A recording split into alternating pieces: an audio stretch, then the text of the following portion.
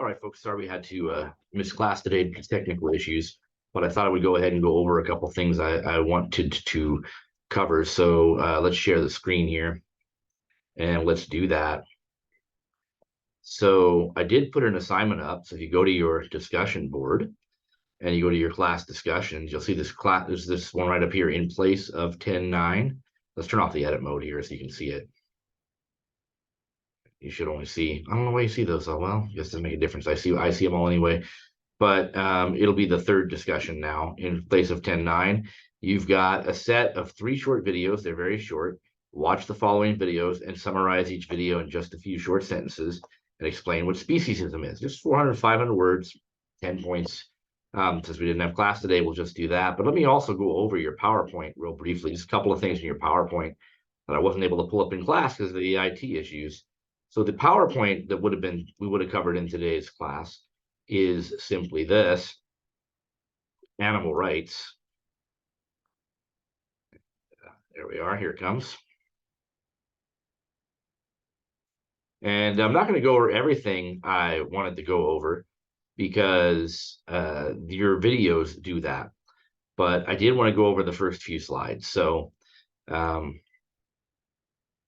we just talked about Kant and his notion of respect for persons and do persons have the idea that persons have rights, right? And so being a good moral person is respecting the rights persons have. So now what we want to talk about is do animals have rights too?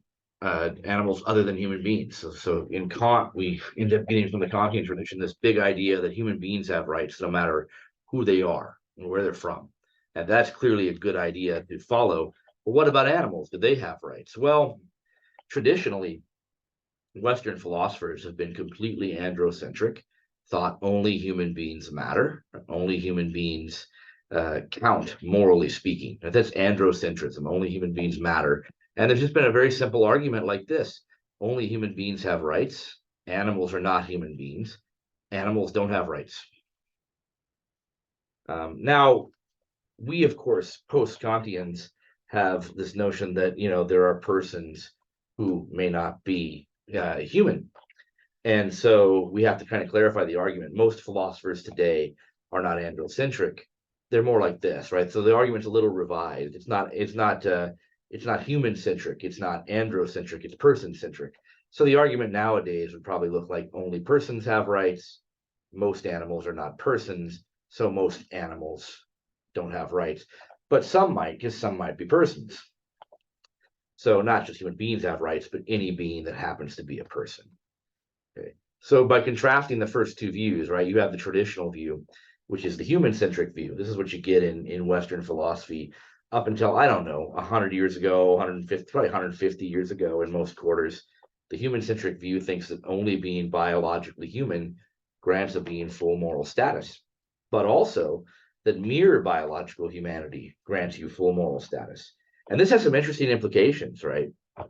Abortion, end-of-life status, anencephaly, right? So if you have a human-centric view, baby Teresa is a biological human, so you can't take her organs while she's still alive. Abortion is probably a pro-life view, thought through to its furthest point, because the fetus is a biological human, so it has full moral status, and or close to it anyway. And even end-of-life issues, right? We can't really pull the plug or remove the feeding tube because it's still a living human body. But of course, a person-centric view says that it doesn't matter if you're biologically human, but being a person is what grants a being full moral status, whatever their biology. There might be aliens out there somewhere in the universe or something. So mere biological humanity doesn't grant you moral status. So on a person-centric view, as we've seen, you might argue that the fetus isn't the person yet, like Sagan and Drian did. So an abortion might be permissible. You might not, but you might. You might argue that you can remove the feeding tube and somebody in a permanent vegetative state because they're no longer there anymore. Our baby Teresa, you can take her organs because she doesn't really have a functioning brain. And so you can see differences there. And of course, on a person-centric view, some animals might be persons. So they might have many of the same rights or most of the same rights that we do. On the human-centric view, only humans have rights. On the person-centric view, some animals do. And so one way of getting at this is Asking, do animals have rights? Here are some serious candidates for personhood. The great apes. We have to ask, what does it mean to have a right? Most philosophers have thought only persons have rights, and so we can ask, are any animals persons? One way you'll see rights are typically thought to depend upon having certain capacities. You have a right to something means you have a capacity. So you have a right to an education means you have the ability or capacity to get an education. So animals can have rights based on certain capacities, and persons have certain capacities. They can reason, they can think, they have the power of abstract thought at a certain level. Do any animals count? Well, do they have enough self-awareness and rational thought? These guys you see here, chimps, bonobos, gorillas, orangutans, dolphins, almost certainly, probably elephants. There are some animals that are persons. So on the person-centric view, obviously some animals have rights. There's no way around that. That's certainly true, unless you think only humans have rights, and in which case personhood doesn't matter, just biological humanity does. But I think the person approach is probably a more reasonable approach. Interesting question is, what about animals that aren't persons? Most of them aren't. Most of them are not persons. Most of them do not have rise to the level of intelligence or awareness that would count them as persons. They really truly don't, and that's a real interesting issue to consider. What do we do with these animals that don't ride like a bunny rabbit or a squirrel or a bird, right? Most birds, some birds are actually pretty smart, but they're not persons. Do any non-persons have rights? I think so, right? Again, rights depend upon capacities, and even non-persons have some capacities, right? So even some animals might feel fear. They are not persons, but they feel fear or attachment or other emotions, and they certainly feel pain. And to bare minimum, right? If an animal feels pain, we probably have a duty not to inflict pain on that animal unnecessarily. And so I would say whatever capacities you have that are morally relevant, like the ability to feel pain, give you some rights. So even non-persons probably have some rights. So I would go further than the person-centric approach. I'm still pretty person-centric. I think persons have the most rights. I think we start there with persons and we ask who's a person, who isn't. But even non-persons probably have some rights. And I think that's a good thing to remember. Let's move forward a little bit. Now, this is about this is an argument Peter Singer makes, and you'll see it in one of the short videos you're going to watch. So Peter Singer wants to ask, hey, what's the fundamental wrong, what's the evil of, say, racism or sexism? Now, he understands. He's not asking, hey, what's wrong with it? He knows it's wrong. But what is it that makes it fundamentally wrong? Well, the standard argument is that there's nothing about being a person of any particular color or race, say an African American or a woman, that makes one inferior in any way. And that's right. That's totally right. Singer knows that, and he's right, of course. Your race, your gender, none of that stuff makes you superior and inferior, and we all know this. And that's right. But Singer actually says, but even that is not what's really evil about racism or sexism. He said, for example, suppose some group was objectively inferior. Suppose everyone with an IQ of less than 100, we said, well, they're inferior. They're intellectually inferior. Let's make them all slaves. Nobody would be okay with that. But they're less intelligent than the rest of us, right? If somebody's less intelligent than the rest of us, we can discriminate against them. No, we can't, right?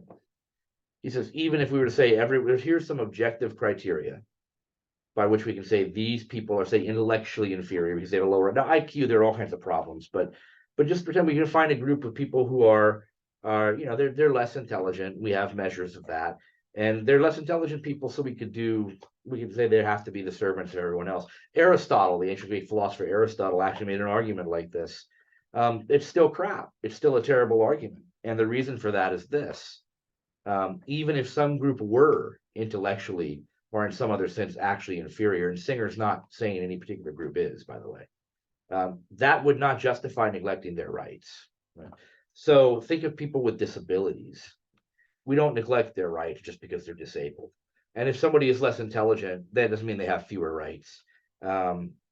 Just because Albert Einstein was smarter than everybody else, pretty much, doesn't mean he got to be in charge of everybody. It doesn't work that way, right? You're not superior to someone in the sense of having more rights or more value as a human being because you're more intelligent, right? So it would, even if there were a group that were somehow measurably inferior, that would be not a reason to neglect their rights. They would still have rights. And the reason he uses this example, Peter Singer, is because what he wants to say is animals are clearly inferior to us when it comes to intellect. They don't reason, they don't think as low at our level. They don't do what we do. Our minds are vastly superior to animals. We're intellectually superior. That doesn't mean they don't have rights that we ought not to take seriously, and they aren't legitimate objects of moral concern. And if our only argument is that we're somehow superior and so their rights don't matter, that is, according to Singer, speciesism.